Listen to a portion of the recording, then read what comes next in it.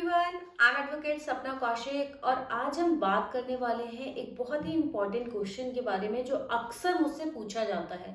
वो सवाल ये है कि अगर हमें कोई झूठे केस में फंसा देता है तो हम क्या कर सकते हैं, हम उस केस को कैसे खत्म करवा सकते हैं। क्योंकि अक्सर ऐसा होता है कि लोग रिवेंज लेने के लिए किसी दूसरे व्यक्ति को झूठे केस में फंसा देते हैं और हमारे देश में ऐसे बहुत सारे झूठे केसेस आज भी पेंडिंग है जिनमें लोगों को बिना किसी गलती के सालों की सजा भुगतनी पड़ जाती है। तो अगर आपको भी कोई ऐसे झूठे केस में फंसा देता है तो आप क्या कर सकते हैं।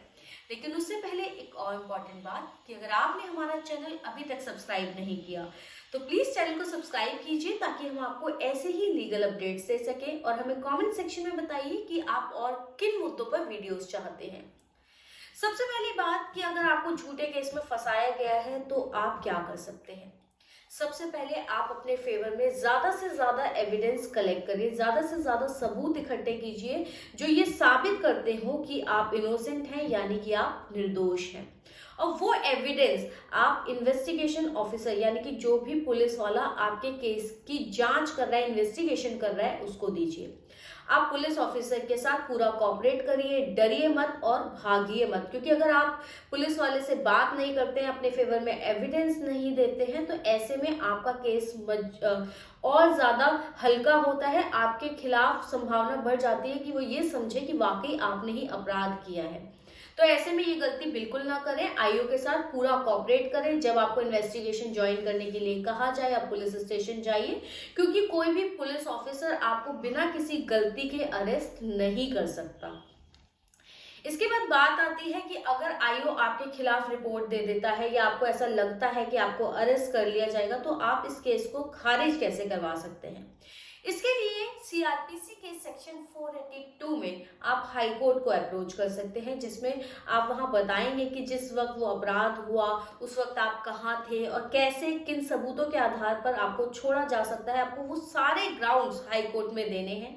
आप एफआईआर की कॉपी लेकर एक सर्टिफाइड कॉपी लीजिए एफआईआर की और हाई कोर्ट को अप्रोच करिए अपने सारे सबूतों के साथ। और ये पिटीशन जो 482 में क्वेश्चन ऑफ एफआईआर की पिटीशन जाएगी वो आपको रीजनेबल टाइम में दी जाएगी। हालांकि इसकी कोई टाइम लिमिट नहीं है, लेकिन फिर भी चार्जशीट फाइल होने से पहले पहले आपको क्वेश्चन ऑफ एफआईआर की पिटीशन हाई कोर्ट में लगा देनी है।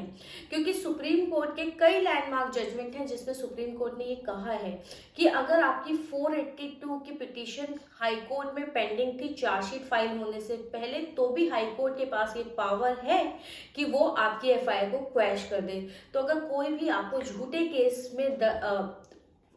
केस में फंसा देता है तो आप ज्यादा से ज्यादा एविडेंस कलेक्ट करिए और सेक्शन 482 सीआरपीसी के तहत हाई कोर्ट को अप्रोच कर सकते हैं।